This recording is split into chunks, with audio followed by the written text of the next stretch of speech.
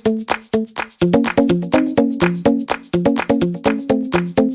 everybody. Welcome to Lista, a LatinX writers podcast. I'm your host, Ruben Mendive, and today we have a brand new guest here brought to you via virtual Zoom room, and I'm so excited to have them on. I always start the episode by having my guests introduce themselves, so your name and how you identify for the people at home. Hello, my name is Marlena Rodriguez, she, her, or bitch. And where are you from? So like when people ask you where you're from, what's the short version? What's the long version? Sure. I am originally from Connecticut, the middle of it. We call it West Hartford. It's the next step after Greenwich. And I lived in the poor part because there's always a poor part of the nice part. Yeah. So like, how did your family end up in Connecticut? Could you describe it to us? So I'm Puerto Rican Cuban. My dad came here in the early 70s on a plane. People are get very ignorant about that, and they're very shameless about it as well. Like, that's not a funny bit, but okay. Yeah. And it was very much like, flew to Miami. They gave us like $5 and we're like, good luck. And Dio Pepe had been living in the Northeast, I believe, like in New York. Dio Pepe was a very shady man, And one day I will write his movie entitled Dia Pepe. We have to do what we need to do. But he was, it was the type of thing where you come into the country and you just go where the person is. He was in Connecticut at that point, and so that's where they moved. My mom was born in Connecticut in Hartford, but her mom, my grandma, came here when she was 18, 19 from Puerto Rico. Nice. Yeah, I'm actually like just getting to know my grandmother. I feel like it's a very Latino thing, the language barrier, and also them not wanting to talk about themselves. Very strange selflessness. So I had to tell her that I was like working on a project for work. And now she's like sending pictures all the time. And so like, how would you describe the part of Connecticut you grew up in? Like, especially if someone's never been to Connecticut, they're not familiar. Oh, wow. It feels like, after being in LA for so long, it feels like going to the set of Sleepy Hollow. It's very colonial. We did not realize this. We went back and we were like, oh, we live in olden times. But Connecticut is surprisingly blue collar, and it changes very quickly between blue collar and white collar. The people who have money really have money, and the people who don't, the people who have money don't really care about them. So like Cubans, we like to assimilate. We almost consider it a profession in itself. So my dad got into the white collar bubble, and we lived that life in West Hartford. And looking back, it's like my parents were homeowners in their like early 20s of this beautiful house in this beautiful suburb. And looking back, it's like, oh, they were, I'm sure moving in, people were like, oh, the neighborhood's going, which is just very interesting to look back on and start to have conversations with my parents, because it feels like they didn't realize that either. Even though we were very much in our corner of the suburbs where, I was the only Rodriguez in class, I believe. There was also Diego. There was a Diego in class. But once again, looking back, Diego was in ESOL, and those kids were like siphoned off, and it was like, oh no. And I'm white passing, and I feel like got away with that. It's very strange to look back and realize like I was different. I wonder how much the other kids knew I was different, but we ended up losing everything when I was in 5th grade, and my parents got divorced at the same time, and the matriarch on my dad's side had just died, and my parents are gym rats. So I'm a TV writer, but I'm also a stand-up comedian. I talk a lot about this. My parents, they're gym people. It's bad. It's real bad. Just gym all the time, working out all the time. In that beautiful house we had, they built like a gym down there. My mom personal trained down there. Yeah, most of my memories like have that sound of weights clinking. So imagine, like, I don't know how I exercise now. I don't know how I walk into gyms and I'm not extremely triggered. Maybe I am. But we ended up losing everything because my dad's, white collar bubble popped. And we moved to the black and brown part of town, which is so funny. Like, it feels so problematic to say that, but there are just some things that are like reality. And I was taking the bus for the first time and living in an apartment for the first time. And it was this weird culture shock, just in that everything changed so quickly. I wasn't sure what I was supposed to be. And so I assumed what I was supposed to be, and no regrets, was Puerto Rican. So my hair became gel. Blue eyeliner flowed. I was, giddy to see who could give me cornrows. I mean, it was the look on my parents' face when I was like, do you like my cornrows? The horror. The like, we've worked so hard for this not to be you. Code switching like a mother. And in like, it was, wow, so problematic. We called ourselves, dear God, we called ourselves the Ghetto Girls. Cool, right? And I was the funny one.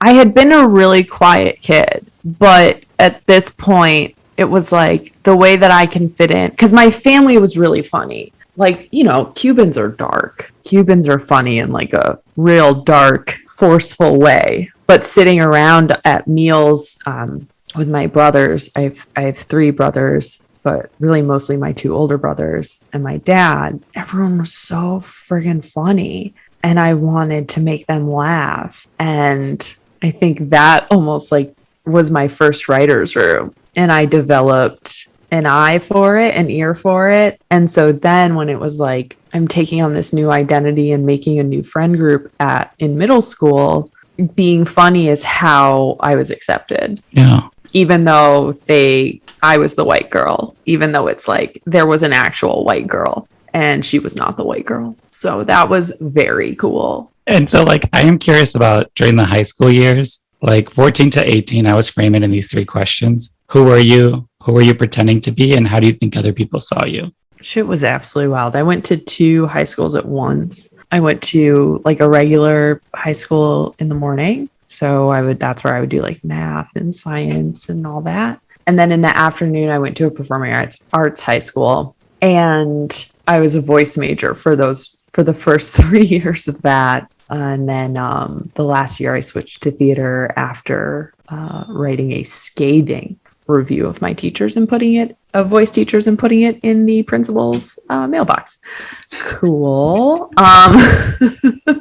I mean, that's like a big part of who I was in high school, is like seeing injustice in authority figures and rebelling, which I think really just came from like, I couldn't do that at home. The patriarch at home was, kind of big and scary, and it just wasn't really an option. So I think where I could do it was at school, even though it's like, could you do it? Like, not really. Like, I ended up in the principal's office with a teacher as if we were peers. Like, what's going on between you two? Like, not like the teacher being like, hello, I came to, is there some symbolism that it was a Spanish teacher? I don't know. We'll never know. Let's say yeah. Then we'll look smart. But I think and then also my mom met a guy on Match.com, because my parents were long divorced and she was out in these streets, girl. But she met a guy on Match.com, and like things moved really fast, and they fell in love and got married and did in vitro, because, my girl's tubes was tied. And she got pregnant, and then dude left. After in vitro, dog, like, dude left. So I think, who was I trying to be? Together. I loved school so much. not the morning school, but the afternoon school. I mean, it was the place where I was free from taking care of my mom's, like being a teen dad, essentially, money worries. My mom was stressed as fuck. And if you know anything about Latino mom, I wouldn't say they're out here hiding their stress. It wouldn't be out here being like, oh, she seems fine. I never would have thought. And like the fucking 2008 meltdown happened, like financial friggin', like it was, school was an escape, and it was an art school. So it was like, I was just so happy, and I wanted so badly to be famous, yada yada, want love, yada yada, attention, yada yada, childhood neglect, yada yada. And I just wanted to be the one, and I wasn't being the one. I wasn't a good enough singer. I didn't get the leads in the ginormous musicals and plays, but I was pretty all right at acting. How did other people see me? I don't know, but I will say I went to my college when I got into school, which that's a whole thing, but when I got into school and went to the, you visit, it's like an orientation thing. I later found out I was very intimidating, and people thought I was going to be like the big bad bitch. If only I had internalized that, I would have loved to be the big bad bitch. Wait, so I'm curious, like, how did you even get into the performing school? How did you know that was something you wanted to like pursue? I really wanted to be famous from a young age. I really wanted to be Zendaya. I mean, it was Britney at the time, but it just felt like, I don't think I have to explain like wanting to be famous as a kid. And so like I would like in the grocery store, I would spend the whole time following my mom being like, I should stop and start singing. I should stop, because that's how people get discovered in West Hartford, Connecticut. There's someone here and they're going to find me. And so when I found out about like a performing arts high school, I was like, I must audition. And I really liked singing and thought I was a good singer. So did not have a good audition, I don't think. I don't know how I got in, but it did. And it's just, I've always had a really tough time singing when it counts. So, but yeah, that's how I got in. And so like, what'd you do after high school? Like, did you have a plan? Did things go according to plan? LOL. LOL. I mean, like, hashtag FAFSA. Like, my dad being like, you need to find scholarships. And it's like, okay, you're right. That's on me. Like, it's just how much school cost was no consideration. Obviously not because we were rich and we had it. It was because we were in denial. Well, they were in denial. I'm going to go ahead and take that off my shoulders because like, I didn't know shit. Yeah. But they were very supportive of the college process. But once I got into school, I was like, oh, well, so I ended up going to a super fancy theater school. I went to Boston University in their BFA program. And so for theater. And so it was just like, it was the dreamest come true. I was to the point that I would be in class and I would like pinch myself. I would truly feel like it was a dream. But when I got the acceptance packet, I was like, oh, where's the financial aid thing? Like as if the colleges just know. And that's when I found out that was not the case. And then I did the FAFSA and there was no money. There was like a tiny bit of money and it was bad. And I went to school. I like busted my ass to find loans, got these awful loans, but busted. I was just so determined to get out of there. I was like, there's no way. I can't let this be another like broken promise. I cannot do that. And so I went to school, and like a week into school, they were like, hey, if you had just deferred a year, you would have gotten a full ride. A week, like 6 days into school. Super cute. Yeah. And that just became a struggle every single semester where it's like, hey, have you paid yet? No. but I'm gonna say yes to the point that like there was one semester where I wasn't registered, but the theater program's so small that they were like, it's fine. I'm sure it would have hurt their diversity numbers as well. So woof. This is all relevant, I promise. But I ended up, Second City came to BU. They tour, and Second City is obviously, from Chicago, but anybody who doesn't, it's like UCB on steroids, super, super professional, an actual like comedy job option in Chicago that theoretically you can live off if you get one of the stages. But that's where Chris Farley and Tina Fey and Steve Carell and Steve Colbert and Amy Poehler, like the list absolutely goes on.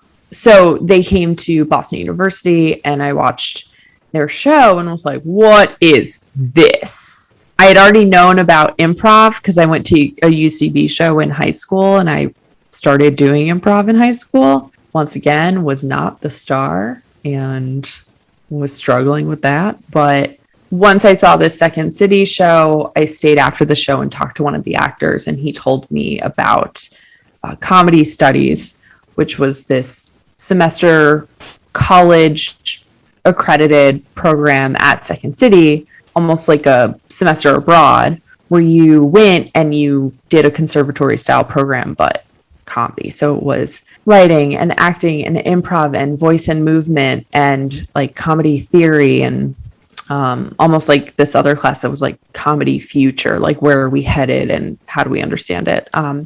And that's when I knew I wanted to do comedy. I had taken some TV writing classes at BU, but anyways, I'm sure we'll get to that. But all to say, at the end of that comedy studies semester, we owed the entire semester for that. We owed an entire semester at BU, and I had to call my parents and say, I'm dropping out. And they were like, no. And I was like, yes, we actually can't go to any schools anymore. And I moved home, and I went back to being a teen dad and my mom dealing with like about to lose her house. And she was wild. She was absolutely wild. And I owed like $50,000 yesterday, and I just started working. I had like 5 jobs. It was a mess. I could go on. That's a different podcast. Yeah, no, but it is nuts how like all this responsibility and future planning falls on the shoulder of like an 18-year-old, and like the things you don't know, the information that just never comes to you, makes the world of difference. Yeah. Now I see TikToks that are like hashtag when no one told you about the FAFSA and your immigrant parents are yelling at you about why you didn't fill it out. Cute. And anytime anybody has to like move back home, it's like it feels like a step backward. So I'm curious of like, when did you feel like you were back on track again? Like where you were like, oh, here's an option, here's a road, here's something I didn't know, that this is my way out, basically. I didn't know. Oh boy, rock bottom's an understatement. I found that I had at comedy studies, one of our assignments was to do stand up, and I liked it a lot and I did really well. And I found an open mic in New Haven, like a 45-minute drive away, which in Connecticut, a 45-minute drive is equivalent to 3 to 7 hours. You just don't do it unless you're going to Six Flags. That's the only time you do it. So yes, I found a stand-up open mic, and I started going to that once a week, and I was doing well, and it was fun. And that led to like other shows. And that was maybe the only thing that pulled me through. I think I did a play. I was trying to find what I could. I started essentially YouTubing, I think before we knew what that was. Regret ever stopping doing it. I would have had my own. I would have been in a Marvel movie. But it took like 2 years. And I was doing 1,000 jobs, but I eventually got a job at Nordstrom working at the Kiehl's counter. Thank you. The manager there, she hired me even though I was like, I do eventually want to transfer to the Chicago Nordstrom. That's my goal. And only like 3 months into my job, she was like, do you still want to transfer? Which I thought was very impressive. She was a fantastic manager. I hope that bitch is president of Nordstrom right now. But that's it. And then I got that job and had 2 weeks notice that I was moving to Chicago. And that was after 2 years of just hoping. I've always had a feeling my whole life, no matter what, no matter the trauma and the not feeling like I had it, and the not being the funniest one, and not being the best singer, and all this stuff, I just always felt like there's a place for me where it's gonna happen, but it's like really gonna happen. It almost, okay, this sounds ridiculous, and I know it sounds ridiculous because I once said it to my therapist and she was like, I'm sorry, what? But it almost feels like there's a version of me that's already lived my life, that knows how it ends. And it, even in the darkest times, has been like, hey, I know, but I promise it's going to be worth it. There's like a big thing. And you do keep being the one that, yeah, you weren't special at that time, but you're the only one who's still doing this. So listen to the voices in your head. It's like you have to believe it. If you don't, and there's a lot of people that stop believing it or just be like, this is it. And the people that sort of continue on are the ones who are like, I'm foolish enough, crazy enough to believe that this will work for me. It's the only option. Yeah. It's literally the only option.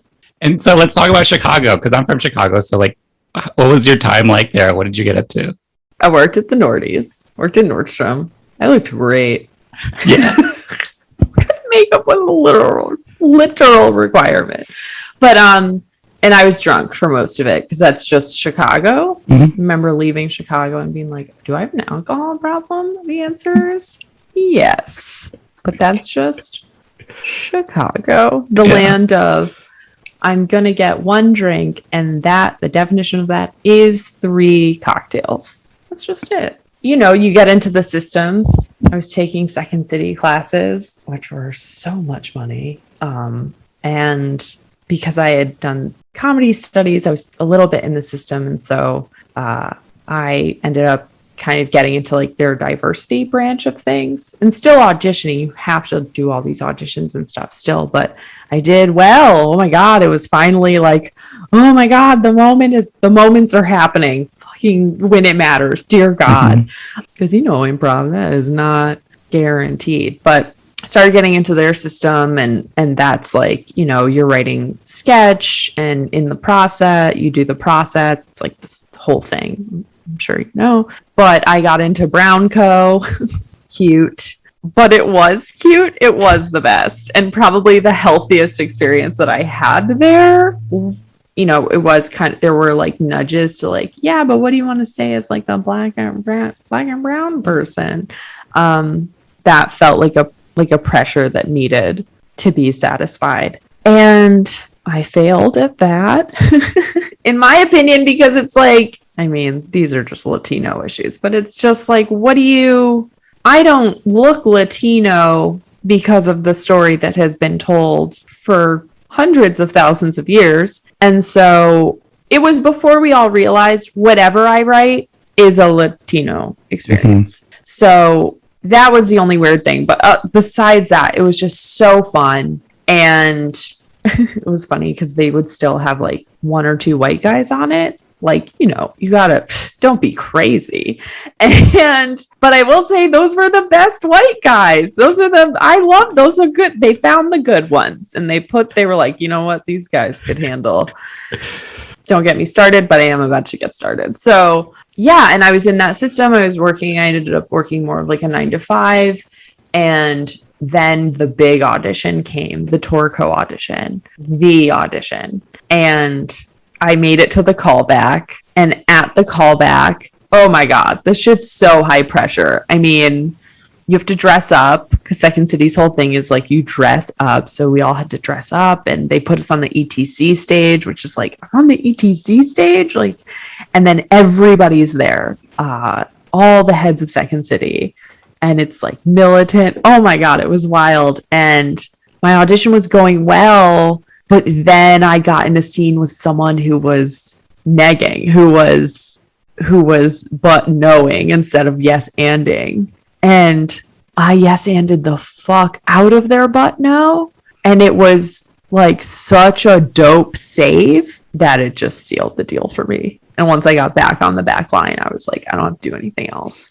Because it was like, I barely remember. I'd have to try real hard to remember it, but it was like, truly like, this was a nightmare. How the fuck did this bitch manage? And I got hired on the touring company. And yeah, it was downhill from there because I was so young. I was like 24 and everybody else was like in their mid 30s. And the thing about Second City is it's the only comedy job in town. And it's either people's last time working in comedy or the thing right before their big break, their big job. And when you put fast-tracked brown people with slow-tracked white people, you need some adult supervision. And that adult supervision can't just be a predominantly white institution that's literally been around since TV was black and white. So it was bad. Yeah. And I was targeted and bullied. And I would say I'm just now getting over it. A little less than 10 years later. Little less. But woo! Then I got hired out of there. Friggin' thank God. Because it was getting real bad. Man body checked me. Shit was wild. So I'm processing. Oh yeah, no, that's the log line. Don't make me pitch you the pilot. You said you got hired out of there. So like, what was the next move, the transition? Through a magical turn of events. That is, once again, its own story.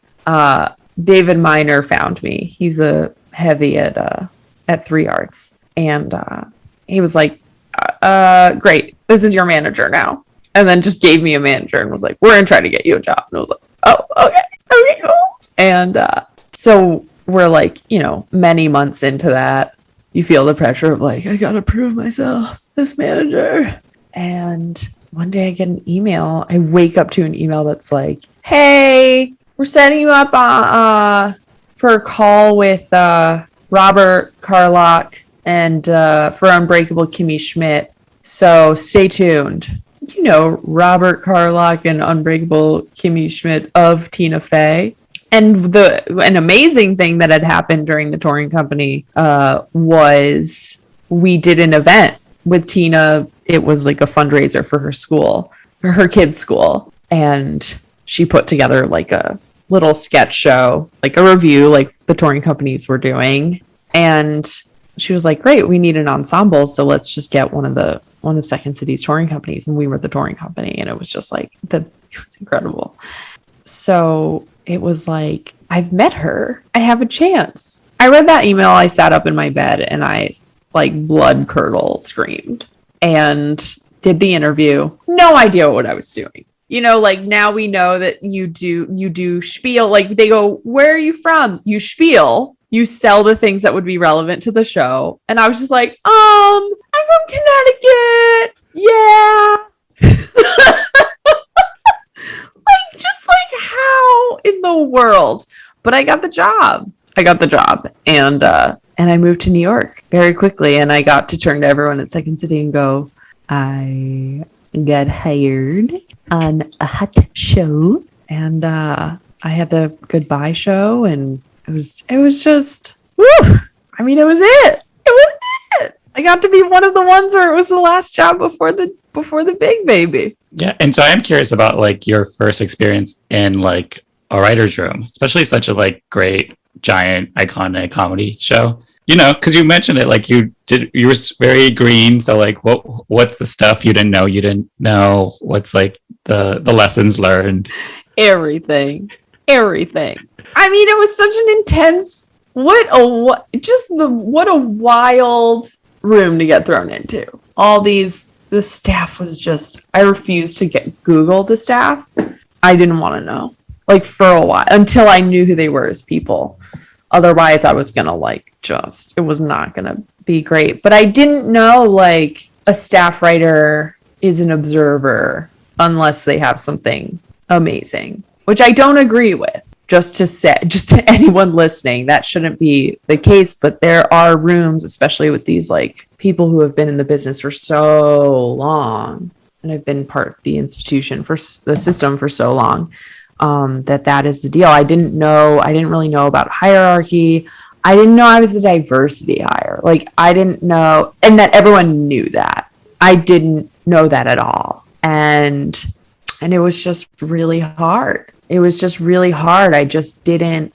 My agent had told me, watch who's successful in the room and do what they're doing, which kind of fucked me because Meredith Scardino was incredible. And she's the creator of Girls Five Eva. And she's incredible. She's the best. She's so talented, and what an incredible energy in the room. And she's so funny and silly and just like a great gal, wonderful dog mom. But, you know, she spoke freely. She didn't seem to filter herself or anything like that. And so I was trying to emulate that. And it's like, that is a recipe for disaster with a staff writer. And also, there's also this thing when you're a staff writer where you just want to prove your value so much. And you are so happy to be there that like you pitch, you're just trying so hard. And you don't know that, and I guess some rooms this is not normal, but I found this in the big fancy rooms, that it's okay to sit there in silence because everyone's thinking. And most importantly, the showrunner's thinking. And that silence doesn't mean you're in trouble. And I would respect that, but just generally as like a staff writer thing, like, yeah, you just don't know that like silence is good. To be fair, the silences in that room were wildly long because I feel like then everybody else like overcorrected and was like, let's just wait for Robert or Tina to talk again. But it was oh my God, it was incredible. My first week I got invited to Tina's birthday party at like a batting range. Like, batting range? Listen, I'm not sports. I haven't had a boyfriend in too long to know what sports are anymore. That's what they're for. But it was incredible. Like, sitting next to Tina, right? Laughing at something she, like, I mean, oh fuck, that shit was wild, but scary. Showrunners are very intimidating, mostly because they're wildly stressed out. Yeah. Because how long were you in New York? And like, only a couple of years. I mean, I hate New York. New York is stupid.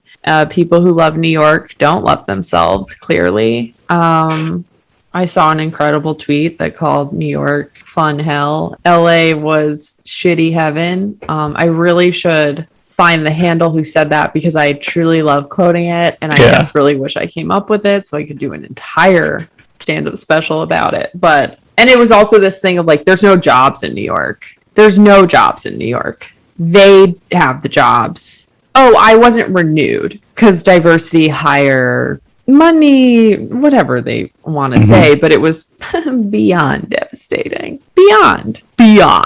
And like Tina Fey was doing Walgreens commercials at the time. So I would like be in a taxi and then, and she was doing like credit card commercials too. So like I couldn't avoid her image, and which is wild because that's not the case now. Like there's not really been another time where she's just been fucking everywhere.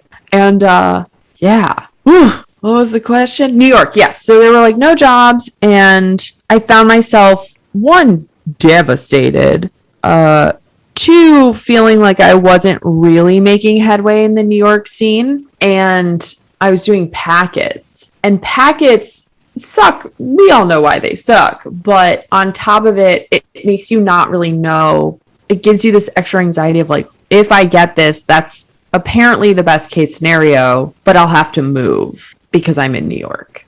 Like everything will be different. Or even like, you know, I did get a gig in LA.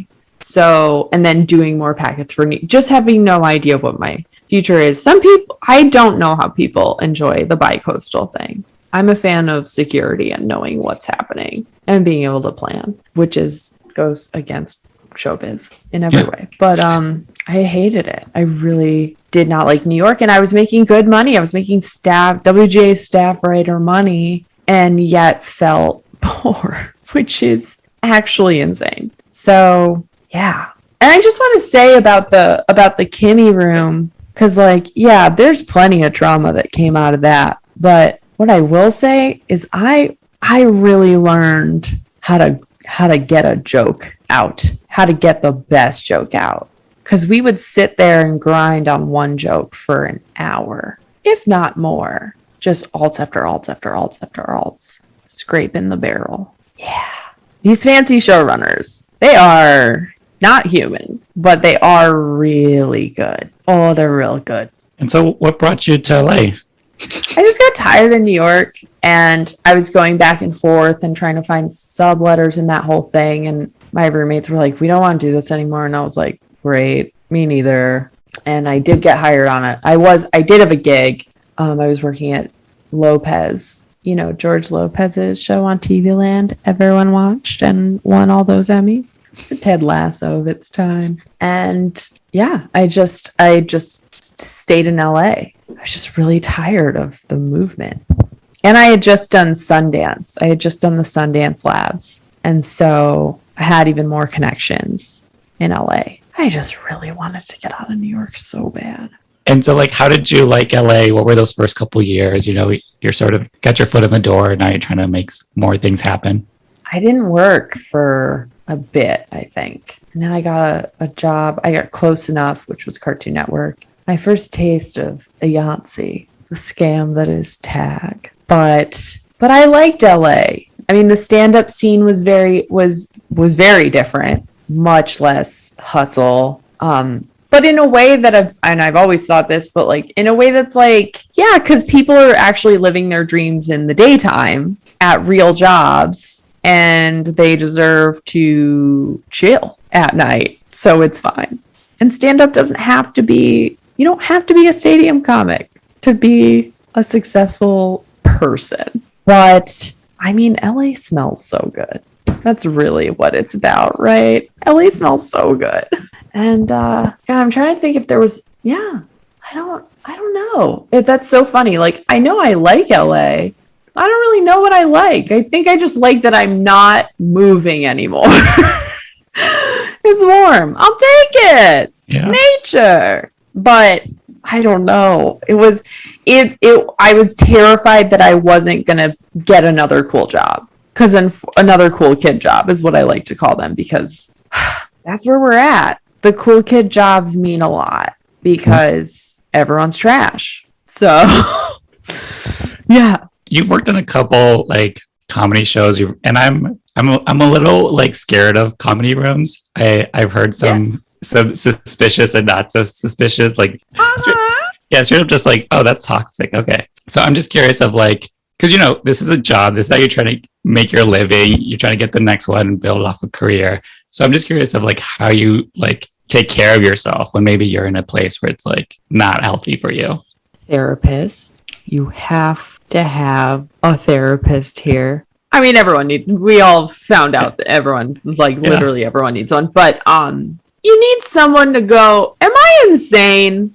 Or is this a ridiculous thing that happened or expectation of people? The talking tos are wild. When I didn't get renewed on Kimmy, I asked for like constructive feedback and was told I didn't do anything wrong, which is almost worse than being told you didn't really like, I think he tried to be like, well, like there were like, well, but okay, listen, you didn't do anything wrong. And it's like, or like another show where I had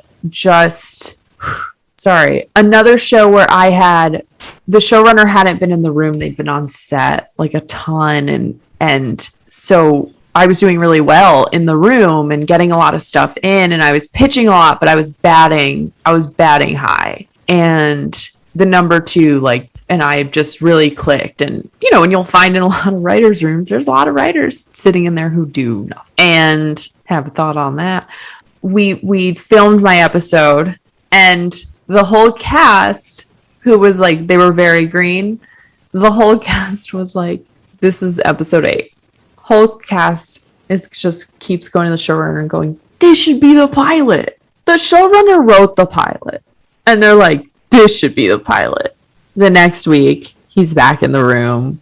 I'm pitching how I have been, and he pulls me aside and is like, basically like, I need you to think about your pitches more before you pitch them, which is tough because that's a fair criticism. But can you exclude it from the facts? I don't know. You tell other people about it and it's like they seem intimidated or they seem, and this was like talking tos I'd gotten in at Second City that were kind of just like, you need to do less, be less. Even though it was like, wait, but the things I'm contributing are the things that are getting in and making the episodes good. I'm not doing it by myself, but like, I'm not seeing. It was the same thing with Kimmy. Of like, I was shocked when I didn't get renewed because watching the season, I was like, oh, that was my idea. That was my idea. That was my idea. At a show before that, like before this talking to that I was just talking about. I love calling them talking tos because that's what they feel like. The showrunner was like kind of same thing of like, a great showrunner once told me that silence is the key to success. Like this idea that if you speak less, people think you're smart, like a sociopathic tendency. Now, meanwhile, like I'm Latina, like what is a filter? Who is she? I don't know her. Why would I know her? And at Second City and Brownco, like once again, like I was with other Black and brown people, like what is a filter? We don't use them. And still we had a very good show and didn't feel like, do I trust this bitch? Because we all, like everything was on our sleeve all the time. There were none of these unwritten rules. I've gotten more talking tos. I've gotten fired again. Or sorry, not renewed again. Not extended. I'm not supposed to use the F word. I've never been like fired. So that's good. When I wasn't extended this time that I'm talking about, it was just me and the other writer of color. And you're like, what am I must be doing something wrong. Like really wrong, right? Like I still struggle with it now. What is it? It has to be something. It would be crazy of me to think that these things were happening and there was no validity. But you just have to, hopefully there's other people of color in the room. You get to know them. Hopefully you can trust them and you confide in them and you are able to ask like, am I doing something wrong? And they're like, no, this is just the deal. This is just, these people's insecurities are not your problem. So get your support system, get your therapist, know the people who you trust, and as much as you can, don't self-medicate and sleep. And sleep without sleep aids, because your dreaming is your brain doing therapy and working it out and figuring out what to let go of and erase. And I self-medicated through all of this by smoking weed every day for like 7 years. And not until I like stopped smoking weed, had the privilege of like seeing a psychiatrist, getting actual meds right, getting diagnosed with ADHD, which just straight up helped like impulse control of like being able to sit with ideas more and pitches more and just kind of like at least know that was taken care of. Like that was not, from now on, if they've fucking said that to me, no, because I'm not blurting out nonsense. I know that's for sure. So letting your brain therapize you on top of real therapy and then doing other shit. You are more than this. Ugh. And then Victoria Alonso. It's Victoria Alonso, which I'll get into later. This is also with like any workplace, like someone else is running the show, literally or not. But I'm curious, like in stand-up, you do like late night sets, specials. So I'm just curious if like, do you feel like you're more controlling that aspect? What is that, your relationship to that? Yes. Stand-up is where nobody can tell me what to do. And I did get to a point where like even the gatekeepers, I just stopped auditioning for JFL because I kept crushing my auditions. Just for laughs, new faces. I kept crushing my auditions and nope. So I just stopped. But yeah, stand-up has been the place where I've been able to just like literally dictate my own material. However, I had to at a point step back and kind of be honest with myself and realize that I actually wasn't deciding, the audience was, which is a component of stand-up, but I don't want to do dick jokes. I'm actually not a slut, no shame. Honestly, I wish I was. Truly. But like, why am I like fabricating that I'm like out here? Like, I'm not out here. I have more interesting things to talk about, but especially as a female comic, no one wants to hear what you have to say. At least then, which sadly was not that long ago, but it was this thing of like, but they'll look at me and just the material that did well was like dick jokes and sex stuff. And then before I knew it, it was just like, that was my whole set, and it was disgusting, and it was fun. It was very funny, but it wasn't interesting to me. So now I'm feeling a bit more in control. And then also like stand up felt like a break from, people have always been like, when I got hired on the touring company, like someone was literally like, you should quit stand up now. And I was like, well, no, why would I do that? Because with sketch, with stand up, I'm writing the joke. In sketch, I'm performing the joke, if that makes any sense. Mm-hmm. But it was just never just do one thing. It's just straight up boring.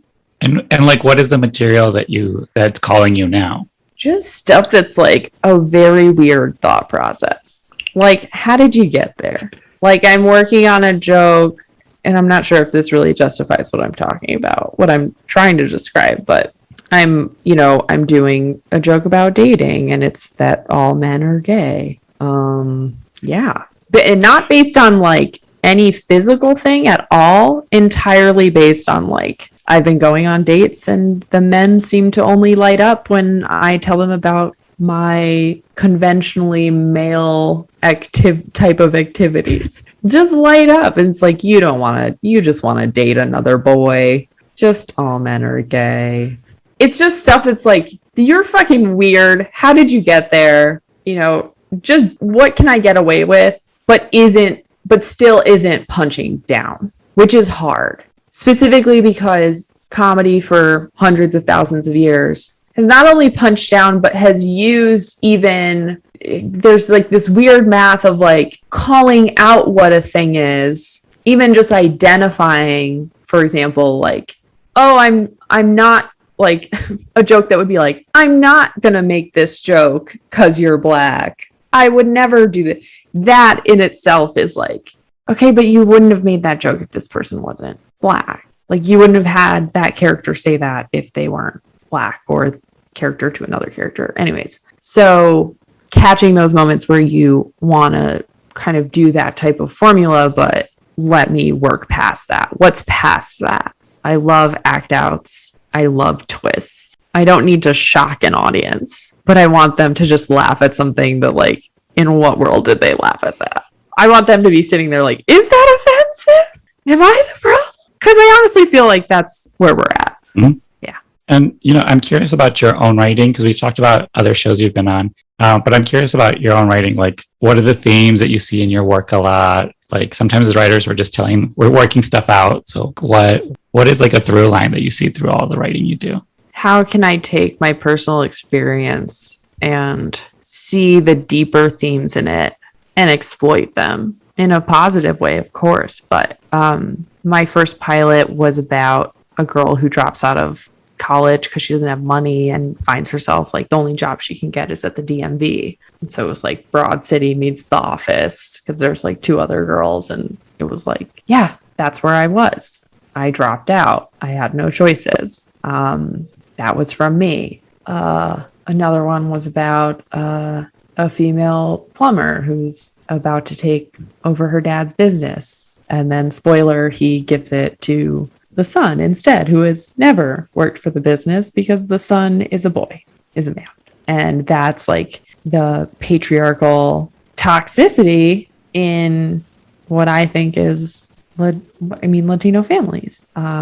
That growing up, I was just told like over and over, like, oh, why can't I do that? And then just told to my face, because you're a girl. So these themes that, or like my last sample was about like a woman a Latina who like is fully entrenched in like the white Real Housewives kind of community, and then she's, wakes up in labor and her husband's gone, and all these women abandon her, and she loses everything. And it's like these things the big things are like things that have very much happened to me or are heavy themes in my life that I can pull into stories that need to be told. Never do a story that doesn't need to be told. You can have a fun premise, but if you can't answer why does it need to be told and right now and by me, and what is this story and what is the theme and what are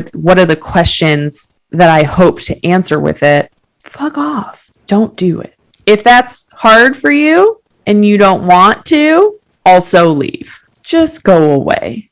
And so like this is probably my most interviewee question, but it's like, what are you up to now? What's going on with you? I'm full-time at Clone High, which is a reboot of an MTV show that was on in 2003 about a scientist that clones a bunch of world figures, and now they're all in high school. And that is with Phil Lord and Chris Miller. So that's been really cool. And then I'm, just developing 5 projects, 4 TV shows and a movie. So I would say that's it. There's no personal life happening right now.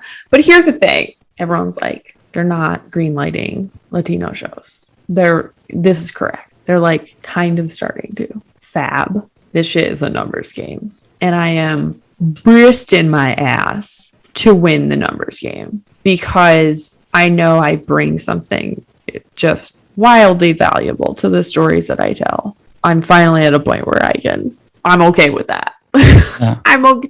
I am exercising cockiness. It is actually what I'm needing. But I do deep work. I'm into the deep work philosophy where you do 4-hour work sessions in silence with all your tech on do not disturb. And that's just what I'm up to.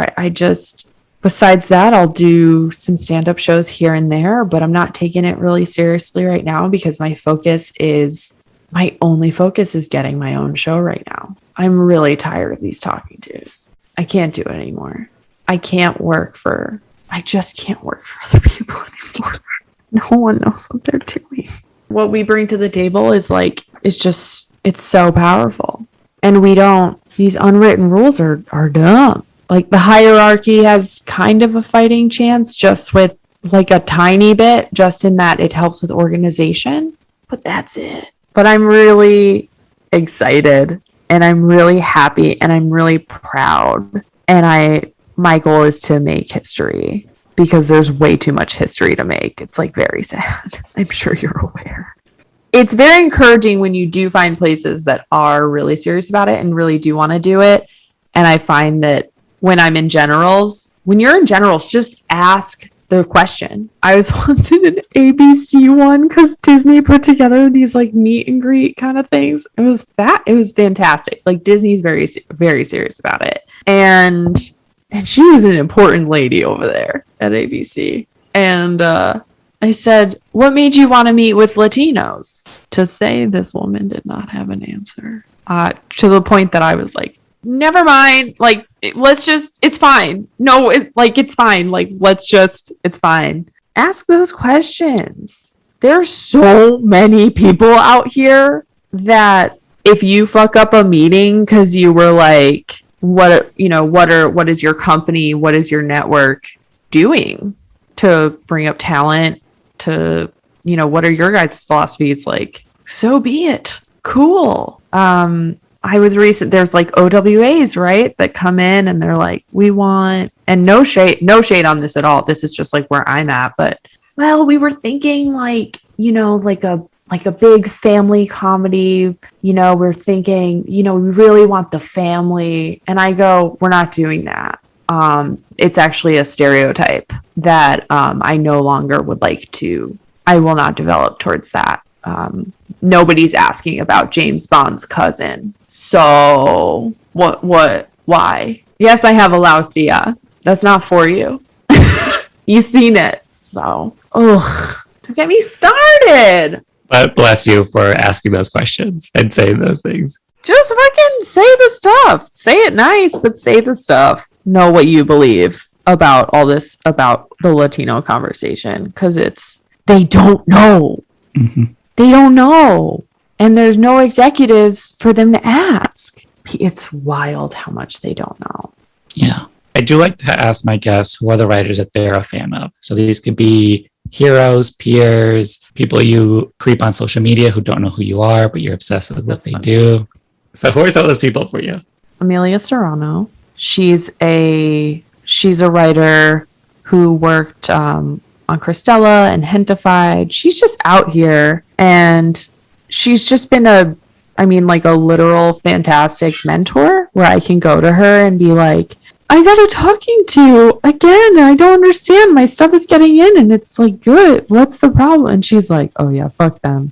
Just fuck them. Here's another idea. Fuck them. But at the same time, like, it's not, our discussions are also very like positive and constructive, and like, here are things that are happening. And anyways, once again, it's just like always having people who you can go to and be like, what's up? Christella Alonso, get it. Talk about someone who isn't getting the flowers that they should and has made a shit ton of history. And also is like okay with it in terms of it's not stopping her from moving forward, and she's just doing what she wants. Her book was fantastic. Christella has a perfect pilot. A perfect pilot. If you read her book, like, that show was like a nightmare. And yet it's so good. Talk about pulling off that huge family multicam. Bitch, get it. So her, she was the first friggin' Latino AIX to star in a Pixar movie. Pixar. I get mad. Taika Waititi. Feel like I don't really have to say anything. Just get a girl. Not Latino, but get a girl. And Victoria Alonso. Victoria Alonso is a top 3 at Marvel. She's like everyone's like, Kevin Feige. She's next to Kevin Feige, which what a way better situation. People not saying your name, but you're actually right there. Anyways, she did a panel a few weeks ago, and I watched it and was on the brink of tears the whole time. She's Argentinian, so I went in being like, is she gonna be what's gonna happen here? Like, is she gonna be like, hello, originally from Germany? Are we gonna have what's her face? The girl, the Queen's Gambit? People stand her. Take that identity. Bitch, shut the fuck up. See, once again, this is the LatinX conversation where it's like, every single one of us has imposter syndrome. Every single one of us. I've sat down with a Latina who it was like, we realized we both thought I'm white passing, she more like indigenous descendant, and we both realized we thought the other one was what people wanted for like what a Latina whatever is supposed to look like. But anyway, so I thought Victoria Alonso was going to come in. Hello, good morning. And she was like, oh, Mexico, Ecuador, Argentina. Hola, hi everybody. And had a very slight accent. And she just had the most amazing things to say. And I got to ask her how did your identity and all that, how did that influence you? And this bitch was just fucking the best. She was like, change yourself for no one. This is a woman who started as a PA when she was 27. Change yourself for no one. What's the worst that happens? You get fired? Okay, sure. But then go find the room that accepts you, because your uniqueness is what is going to make your work special. There was one more thing that she said that was just so... she was like, do it because you love it. Don't do it for the money or the power or the fame. Remember, this is heavy hitter at Marvel, right? And she's like, power is subjective. Fame is fleeting. She was really like, I really don't get fame. I really don't understand that. And money will come. Do it because you love it. This business is actual torture and trauma at times. People say, oh, it's tough. Like, no, like it actually is working to break you while everyone's smiling. So do it because it gives you boundless joy in the depths of your soul, because that's the only thing that's going to get you through. And to what we were saying earlier, just believe, do and believe and love, because the rest is all ego. Truly though. Be honest with yourself. That's my New Year resolution. The New Year started this summer. Yeah. Just be honest with yourself. It's a lot easier. And so where can people follow you on social media? Speaking of egos. Follow me on. Unfortunately, this is the reality. Yeah. I am and the Instagram Marlena got a life. I'm on the Twitter Marlena Rodriguez. It's Rodriguez with no U and E. Really had to cut down. I'm on Venmo, Marlena Rodriguez. My website's marlenarodriguez.com. I think I got a solid Google. So, and then you can find my stand-up specials. I have one on HBO called About Last Night, and then another one on Epics in their series Unprotected Sets. And then I have a late night set on Lily Singh. Late Night with Lily Singh, something like that. That got butchered in editing, and they took out all the applause breaks. So do what you will. They took out some punchlines and applause breaks. So, I thought it was a very brave set to Oh, thank you. Well, just for me, I'm just like, because I know it's like you're on TV. I'm sure you have hair and makeup, and to deliberately just like brush all your hair forward. Oh, I told them. I would be like, that would never be me. But why would I ever do that to myself? But I'm like, this person's committed. They were doing it, and I was like, oh, just so you know, I'm gonna mess it up. And they're like, okay. And then my friend was backstage, and when they were watching, she said that they were like, oh no. You're not supposed to, but that's why I thought it was brave. You're not supposed to do that on TV. You're not supposed to. Who cares? I'm dead inside. It's fine. Yeah. Good dead inside. I want to be very clear. I'm very good dead inside, and I feel a lot of joy, and I dance around my house, and I play with my dog, because it doesn't matter. I just want to say this. If there's anything I can say, success is not going to make you happy. The most successful people I've worked with seemed deeply unhappy. So find something else. Find other things. Dear God, please. Love you. I like to have my guests help me title the episode. Oh. I use this as a community building tool, so that when somebody sees your title, they'll be like, oh, that's like me. I should listen to this. I should check this person's stuff out. The prompt is a blank LatinX, Latino, Latina, Latine writer. A ready to make history Puerto Rican, Cuban, Latina writer. Perfect. And with that, I want to thank you so much for coming on the podcast. This was such a fun conversation. And yeah, thank you for being real. Thank you for being funny and deep.